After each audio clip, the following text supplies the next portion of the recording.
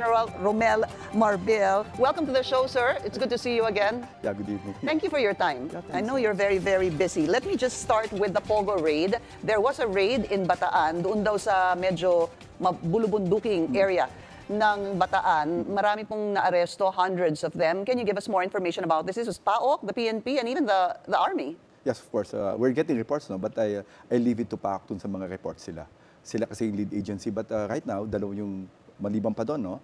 Dalawa yung sinerve namin, yung sa CID dun sa Bataan, and the other one is in Manila, in Ermita with our ACG, Anti-Cybercrime Group, and our NCRPO. So, yung sabi ng Presidente na by December, dapat wala na yan. Then yun po yung implement natin. Dapat maramdaman ng tao na wala talaga. General, bakit po sa palagay ninyo, malakas pa rin ang loob ng mga nag-ooperate ng Pogo at yung mga empleyado nito to continue on with their operations?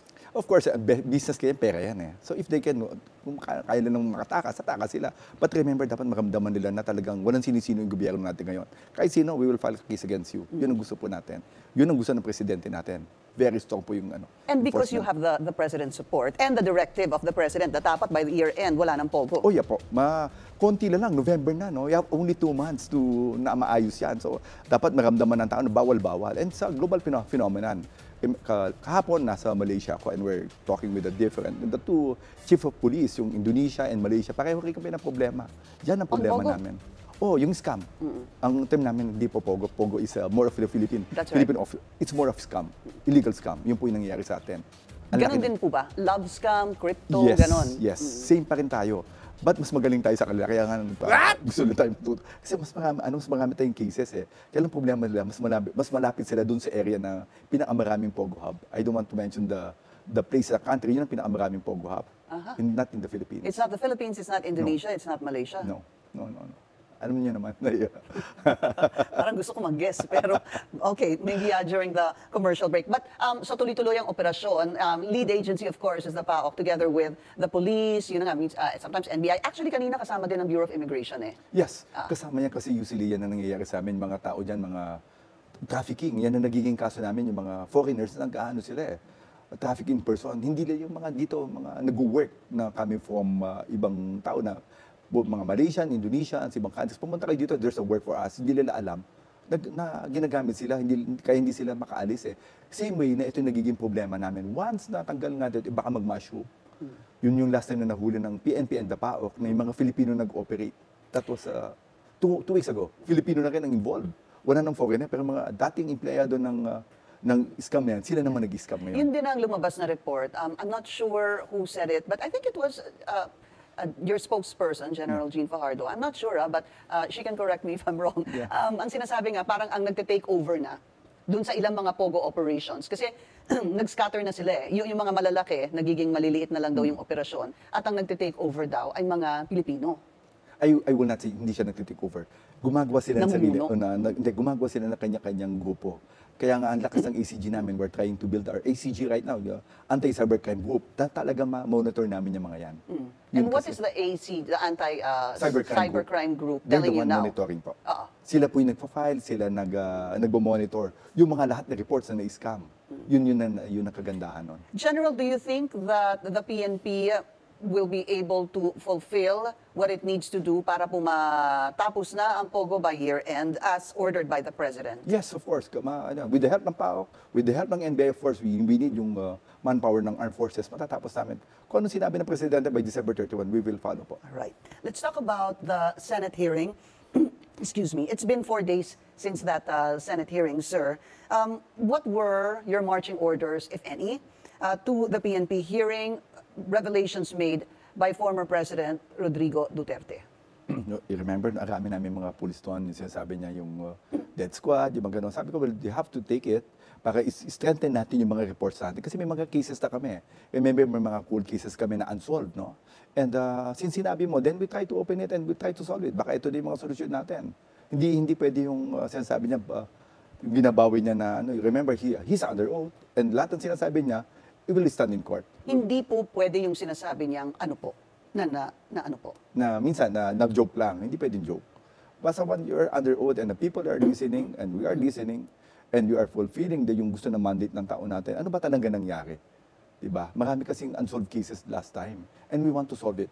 Yun ang burden nasa PNP ngayon to really solve yung cases. And people are clamoring for justice. General, kayo ho ba naniniwalang may DDS, Davao Death Squad, o kayo ba ay naniniwalang may Death Squad lang, hindi Davao Death Squad? No, remember, I don't want to say kung may DDS, basta as long there are so many killings, doesn't matter kung anong pangalan yan. Ang gusto lang namin, we need to solve bakit ganun nangyayari yon. Kasi naiimbestigahan na dati ng former Senator Laila de Lima yan, no? And it was investigated. Meron na kaming meron dalawang revelation ng, I don't know what's the name. I forgot the two names coming from Davao na meron daw silang ginagawa. Yun, we just strengthen it and we file cases and we look dun sa previous cases so we can solve it yung problema Sabihin po natin ganito, para malinaw, anything that might or could be related to the Davao Death Squad, have cases been filed? May mga cases. In fact, ang sinasabi nga na bakit hindi nagpa-file ng cases before? Because they were afraid. Di ba? Yun ang nagiging ng mga tao natin. But right now, yung mga tao natin, they want to reveal what really happened in Davao. So we file cases. May dalawa, I forgot the name. Are you talking about Matubato? Yeah, the Matubato and the other one. Las Canas. Las Canas. Las Canas. Las Canas, Okay. yeah. So are you saying that kinakausap niyo po sila No. ngayon? Hindi ko sila kinakausap. Kinakausap po sila, okay, go ahead. Sir. Ay, hindi namin sila kinakausap. But yung mga statements sila coming from, pinag-aaralan kasi namin sa Senate pati yung mga yung congressional, of course, what we read in the news, inaimbestigahan namin. Of course, meron kami investigating team kumbaga sa term na, pinagtatagpi-tagpi namin. We want to solve the case para matapos na. And you're in the process of doing that right now. Tama ho ba? Yes. So, sinasabi niyo po yung testimony ni Las Canas, yung testimony po ni Matubato, yung inyong naririnig sa Quadcom at Yeah. yung inyong narinig sa Senado ay pinagsasama-sama niyo? Yes, of course. Okay. Not only me, kasi but of course, yung kasama po namin yung NBI, yung DOJ. That's it's a whole government approach po natin to really solve po yung problema natin dyan.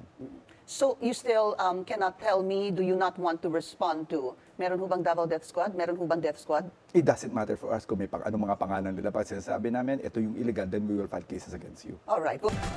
Welcome back. You're watching On Point. Still with us, PNP Chief General Romel Marbil. General, what about EJK? Extrajudicial killings. What can you tell us about that? No, okay. Dito sa amin, ay wala kaming Ang sinasabi lang na marami kaming unsolved cases before. Do you have a number? Ay, more than ang pina-account ko. Marami. I guess more than 10,000 yung unsolved cases I'm not so sure.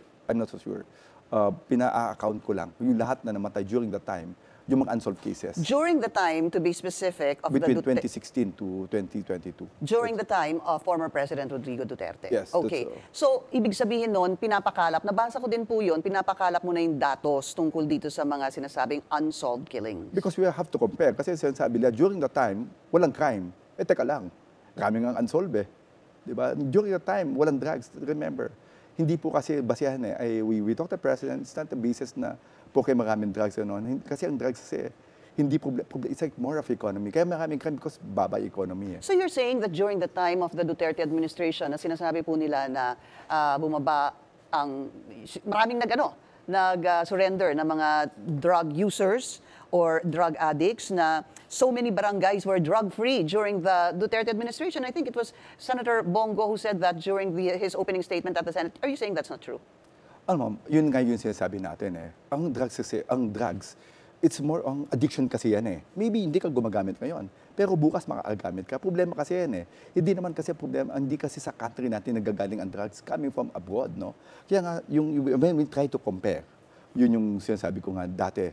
Bakit? Sabi niyo, 2016 to 2018, that's from 2022, from the time to 2024, mas mababa yung crime natin, recorded, no? Pero remember, sabi ko, pag-aralan nyo nga mabuti kasi during the time of 2022, 2021, that's really worst. That's after COVID. Ang COVID dapat marami magnanakaw, Maraming magnanakaw kasi walang trabaho ang tao. Dapat pumalo yung crime. But I guess, hindi pa kasi kung Chief Pendy, baka mas magandang intervention ang ginawa ng Marcos government ngayon para hindi talaga kasi predicted namin tataas ang crime. Walang trabaho. Second, what's happening right now? Mataas ang gasolina because of war Ukraine, meron sa Israel, so dapat mas mataas. Kaya mas maganda yung ginagawa namin, intervention. Lahat yan, ang sasabi ko nga, when we talk about drugs, hindi yung mas marami kang crime noon, mas ganon. Hindi, yung formula natin. Kasi ngayon, maganda yung drug natin, but will it be sustain it? Kagaya yung time ni Duterte, yung former president natin, sabi nila double barrel. Double barrel. Will it work right now? Baka hindi. Why not? No, it's a different case kasi remember, ang ginagawa namin dito, dalawa kasi ang office na nag-ano sa drugs ng illegal drugs. No? PIDEA, yun nasa itaas. They're the ones supposed to be mga supplies, yung mga dito kami from abroad, no? Dito kami sa mga middle, yung mga nandito sa ibaba. Ang hinahabol namin, of course, we learn our lessons so well. Bakit umiikot ang drugs? Bakit? Asan ba yung sources niyan? Kaya nga, kung nakikita mo, mas marami kaming nahuhuli. Because pinag-aaralan namin yung mga sources. We believe, Meron pa hong, sorry sir, meron pa hubang sources na galing sa police? hindi yung di sa police, no? Yung mga umiikot, paano nila travel, asan nila. Kasi ang sinasabi lang, ang maraming drugs dito kasi yung ano natin, Supply shoreline chain. natin, malaki eh. So we have to cut the shoreline, yung mga supply chain natin. Shoreline, ibigay natin patulong kami sa Coast Guard. Palakasin namin yung maritime group. Of course, yung mga Navy, para hindi sila And makapasok. that's what you're doing right now? Kaya mas marami nagtatapon ng drugs ngayon, di ba? Sa Ilocos, marami nahuhuli doon. Hindi sila makapasok eh. I see. That statement of yours, I'd like to put a little bit of context to Yeah. that because I wanted to find out the truth with regards to the data. I was able to speak to General Jean Fajardo, the spokesperson of the PNP, 2 days ago, and I asked her about that because former President Rodrigo Duterte had earlier said during that Senate hearing that tumataas ang drug-related crimes. Ngayon, let's get very direct on this, sir. So, is or are drug-related crimes on the rise, sir? No. Mas mababa kami ng 60% based on sa data namin. Ha? Kaya nga sabi ko, are we sure that pumunta ka sa barangay? Kasi baka mali yung reports natin kasi mas mababa kami ngayon. By 60%? Yeah, more From than what year to what year are we No, we're talking about? comparing between 2016 to 2018, no? Yung time nila at time namin dito ngayon ng ano. Kasi there's no comparison eh. Remember, ang drugs kasi based on sa economy natin eh. Ang drugs kasi mga tao dito, just remember, no? Bakit may mga tao gumagamit ng drugs? Remember, hindi sila addict. Kasi gusto lang maging addict. Remember, ang gumagamit ng drugs sa mga tao natin, especially mga ayoko na, yung mga nagpapadagdag ng oras. Kasi pagka gumamit ka ng drugs, gising ka, nagdadagdag ka. Remember, ang trabaho natin per ora dito. Hindi naman tayong sigurado eh. So, eto yung ano natin, kaya ayoko mag-compare. Ang sinasabi ko lang, mas maganda po kami ngayon dun sa data namin sa about crime. Mas nabubroadcast lang ngayon kasi hindi dati takot mag-report. Kasi sige, subukan mong gumawa And ng... data will back you up on Yeah, that. of course. That it's down, what again, sir? 60? 60%. 60. And I'm not so happy with that. Kasi baka naman mali, look at the barangay. Kasi yun ang nagsasabi. Kung ano yung tama, iba kasi yung report. Kaya nga last time, yung kay Dictore, in Davao, kaya nga nagali. Ba't yung binabagong data? Rami nyo palang rate dyan. Ayun yung baguhin.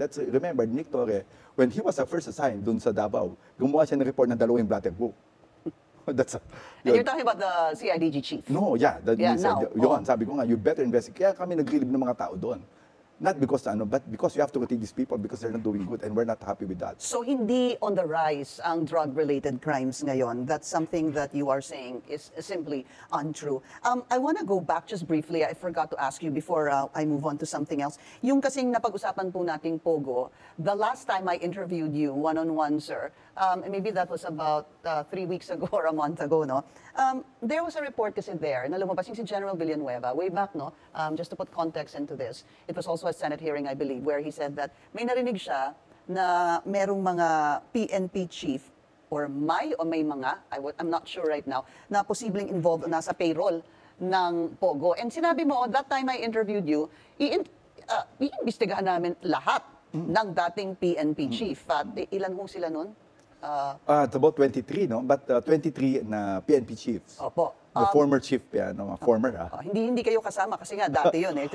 That's not during the time na you were installed, no? What is the update on that, sir? Okay, ang kausap ko na si General Torre, I asked him to subpoena General Villanueva. And alam ko pinapunta niya sa CIDG. Sabi niya, wala talaga. Nadulasan daw siya. Sabi ko, sige, subukan niya i-file namin ng case. I guess hindi ko na siya nakausap because there are so many cases right now na mas marami kaming concern about that. But again, sabi ko, next time, he be careful. Kasi talagang binawi niya na walang term, na walang chief na sinasabi niya na talagang involved. In fact, subsequently after that, he also said, he apologized actually for the statements he made. So, are you going to file a case against General Villanueva?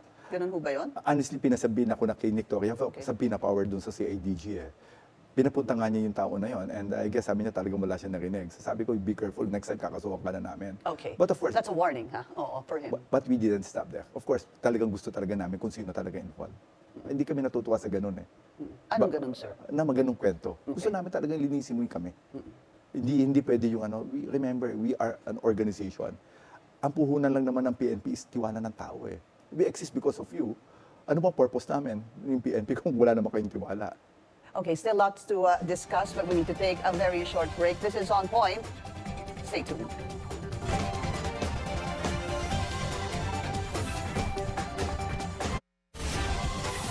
Welcome back. You're watching On Point. I'm Pinky Webb, still with us, PNP Chief General Romel Marbil. I don't know if you were able to catch it or watch some of the videos or even read it. There was a point during the Senate hearing that the former president, Rodrigo Duterte, said basically he was encouraging the police to encourage suspects to fight back. I think we also have that. General, do you believe that kind of instruction? Do you agree with that kind of instruction? Number one, mali yan. Ngayon, ang gusto ng presidente natin, we have to respect yung human rights, preserve yung human lives, no? And every time yung mga pulis natin, anong reason? Naglaban. Ano nyo ba yung naglaban? You have to may elements ng self-defense, diba? Unlawful aggression, that means you prevent and repel it, and the other one is, I forgot, ano ba yung pangatlo? Yung provocation should be di ba? Yung tatlo before you satisfy, hindi pwede mauna yung provocation bago yung ano, dapat meron unlawful aggression, 1, 2, 3. So yan ang sinusunod namin. Dapat yan ang sunod mo before you can say na self-defense yan. Hindi pwede yung in-argue mo, mali-mali yun. So is that something na you are telling the members of the police force that yan ang dapat nilang sundin bago magkaroon ng problema sa mga suspect? Uulitin, dapat sundin. Hindi ko dapat sa akin. It's illegal. You know? That's what we exist. Kaya nga kami law enforcer, we have to enforce the law. Yun lang naman, ito yung law natin eh. Ito yung ano ng elements ng self-defense. So kung ano yan, hindi self-defense yan, magkakakaso ko yan. Kakasuhan kita ng murder o homicide pag violate mo yan. Kaya wala kaming patayan. I don't believe on yung mabilisan na justice. We have to establish yung tamang intelligence. That's what our president said. Kasi kung anong ginagawa namin ngayon, dapat maayos yan. Kung di ko sisimulan ngayon, eto naman tayo. Do you think that human rights was not protected during the previous administration? Meron, I will not say kung na-protected. Ang sinasabi lang natin, ito ang dapat ginagawa ng police. Hindi ko masabi kung ano yung dati. Meron naman tayong Human Rights Commission na nagsasabi kung anong tama sa mali. General, the issue on Barayuga, what is the latest on this? Yung pong sinabi na lumabas po itong si Santi Mendoza during the Quadcom hearing at sadya talagang pinatay itong si Barayuga. Any update on this? That's really true, no? Meron na po tayong, and we're just waiting, no? Dalaw po kami, we're helping the NBI kasi ang NBI, interesado rin sila. Kami interesado rin. We want to make sure na maganda yung cases namin. Na talaga, kaya nga sabi ko, nagko-coordinate po kami. We're just waiting po dun sa asawa po ni General Barayuga to sign yung affidavit para magsimula na po yung kaso. Doon po sa kanya talaga eh. And I guess, we have talagang napirmahan yan o pipirmahan pa lang yan. But again, sabi ko, it's a joint between ng NBI and the PNP. Pero ang kakasuhan po dito ay sina? Lahat ng involved. I don't want to say, of course, yun sila, Colonel Garma, yung lahat talagang narinig mo doon sa news. At marami pang dyan And Colonel Leonardo? Of course. At lahat ng sino nag-utos nun. Opo. Gusto namin lahat. The administrative case though, because there's also questions on how extensive or exhaustive the investigation was during the murder of Barayuga. Is that something also the police will look into? Kasi there's a bit of a question mark there. Actually, I read the news, no? And yung sa it was investigated by CIDG ni during the time it was Colonel Maranta ng CIDG and CRPO. And may recommendation nga talaga siya to really look deeper dun sa kaso. Pero hindi na-stop eh. So we want to check all the details kung sino-sino involved. And we will be filing administrative cases against these people. Yung mga taong nandito pa rin. All right. Update on the abduction of Mr. Eastman, sir. Any progress on this? I understand that 3 are already in the custody of the police, pero wala pa pong proof of life?